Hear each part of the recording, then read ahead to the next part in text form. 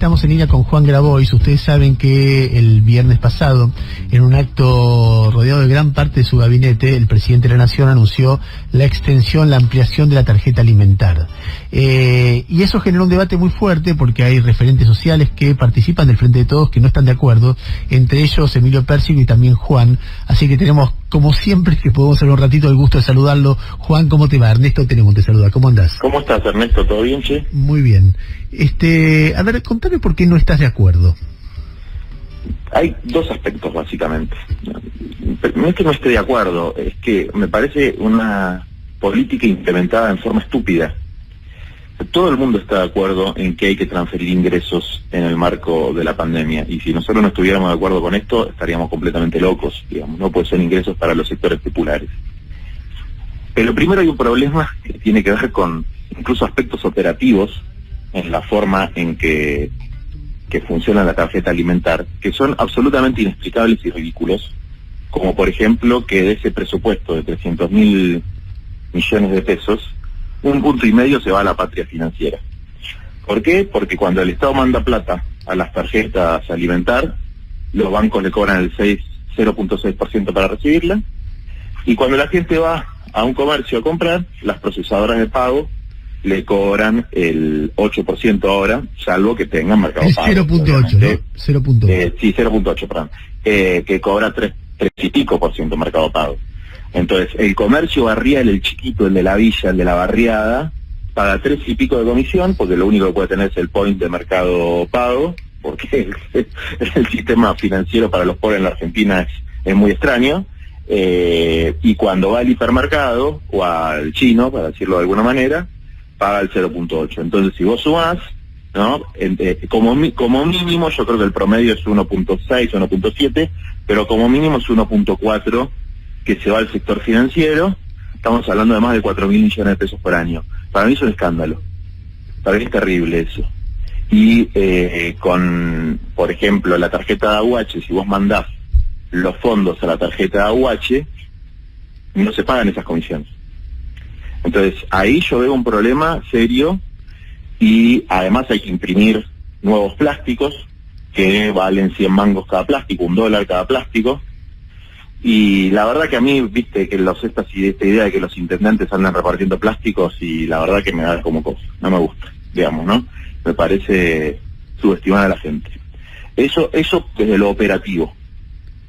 Después hay un tema conceptual, que es, se ha tomado una decisión muy importante, que es romper ese chanchito de la que parecía toda reservada para el FMI, para realizar una inversión social.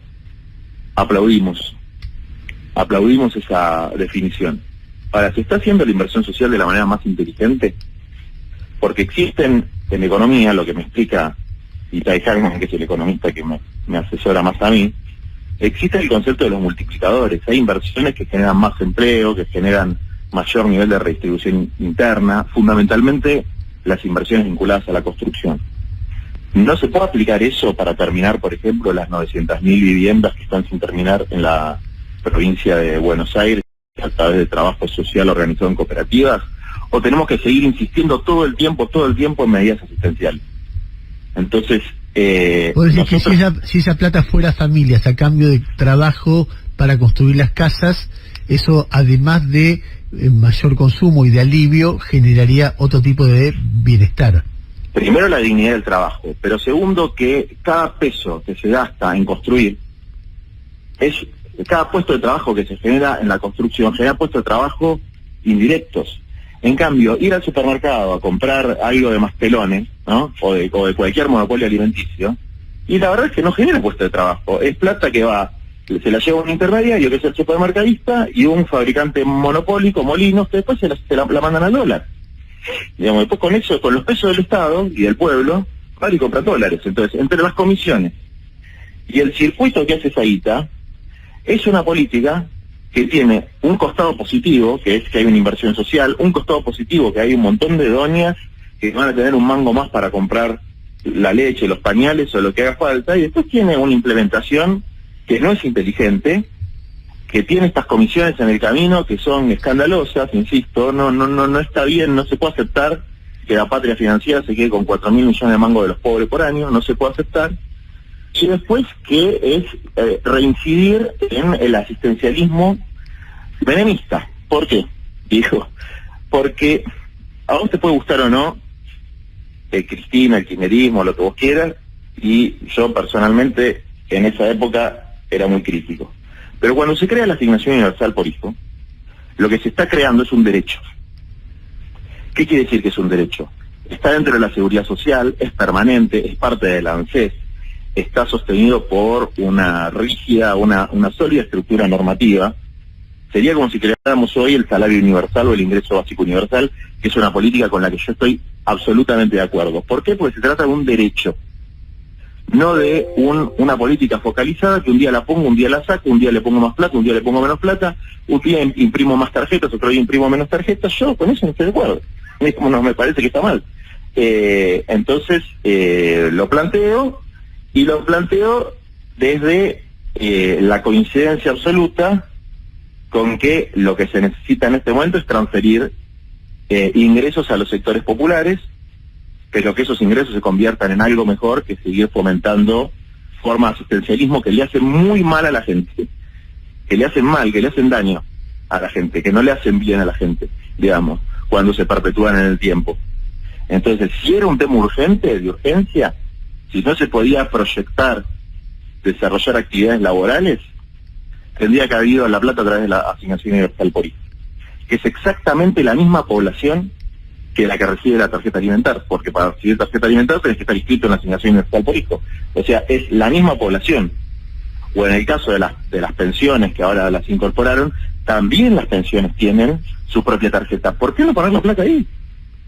Juan, ¿Por qué hacer toda esta parafernalia farandulera para que esté bendecido por personajes de la farándula, insisto?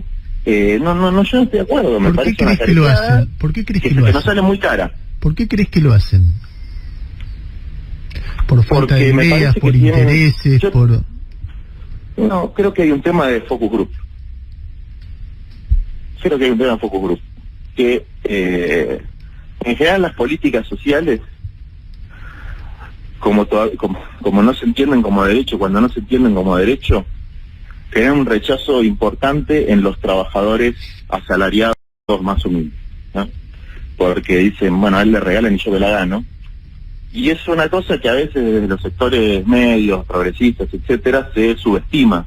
Pero la verdad es que hay que comprender por qué una enfermera, ponele, que gana 45 lucas, se enoja por eso. Claro. Hay que comprender, digamos. Entonces después uno puede discutir por qué gana 45 lucas una enfermera, ¿no? Es un escándalo que gane 45 lucas una enfermera. El problema es que ya gana demasiado poco, no de que haya ayudas sociales. Pero, entonces, si la cosa se disfraza de un programa alimentario y se bendice con la farándula, parece que eso de alguna manera, ¿no?, frena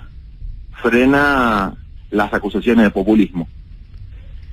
Pero eso es pan para hoy y hambre para mañana, como dice Emilio. Eso yo lo sostengo, digamos. Es pan para hoy y hambre para mañana. Nosotros estamos en un momento que podría ser un momento refundacional de las políticas de seguridad social en la Argentina.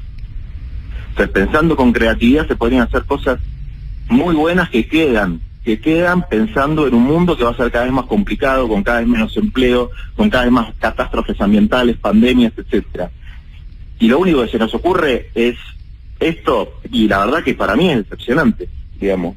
Para los que venimos peleando porque haya un shock de inversión social, es decepcionante el modo en el que se eligió, más allá de que el monto de inversión para nosotros tendría que ser de 2.5% del PBI, como se está haciendo en otros países, pero el modo en el que se eligió hacerlo, yo creo que no es el mejor modo. Juan Gustavo Gravia te quiere hacer una pregunta. Sí. ¿Cómo le va, Graboy? Buen día. Le hago dos preguntas al mismo tiempo, una de abogado del diablo y otra sobre el fondo de la cuestión. La primera... Seguro que ya sé cuál es la que me vas a hacer de abogado del diablo, pero dale vos para adelante. ¿Verdad? A ver, dale, a ver, juguemos a ver si sabes. Dale, no, pero es divertido el juego, a ver si sabes. Me vas a decir, lo que a ustedes les molesta es que no son los intermediarios de esto, o algo por el estilo. Algo por el estilo, acertaste la primera, porque vos dijiste que no te gustaba que los intendentes vayan repartiendo los plásticos y uno, como abogado del diablo, te iba a preguntar si del otro lado no te pueden decir, claro, porque nosotros vamos a ser los intermediarios y no ustedes. Y la segunda, ya directamente sobre el foco de la cuestión, es si alcanza, porque esto va a ser, uno tiene entendido, por única vez. Si con ese monto, tal como dice Pérsico, alcanza para hacer un plan sostenido de trabajo, o al ser por única vez, eso ya no podría hacerse. Bueno, primera cuestión. Nosotros no somos intermediarios de nada, nunca repartimos un plástico de nada. Hay una cantidad de mitos tejidos alrededor de los movimientos sociales. Nosotros organizamos un sector de trabajadores que realizan una actividad laboral cotidiana, y cuando quieras, Gravia, Ernesto tiene algunos conocidos que saben que esto es verdad, vengan a verla. Digamos, son más de 1000 cooperativas solamente en la organización a la que yo pertenezco. Entonces nosotros no repartimos absolutamente nada. Nosotros los movimientos, no Juan Graboy, los movimientos sociales, creamos trabajo donde no hay. En algunos casos esos trabajos tienen apoyo del Estado y en otros no. Entonces, esa es la diferencia básica entre generar un proceso de organización de la comunidad y agarrar recursos del Estado para sacarse una foto un día. Digamos, ¿no? Entonces, lo que pasa es que obviamente, como nosotros hacemos eso y eso organiza la comunidad y eso molesta, el mito que se va instalando desde un sector de la política,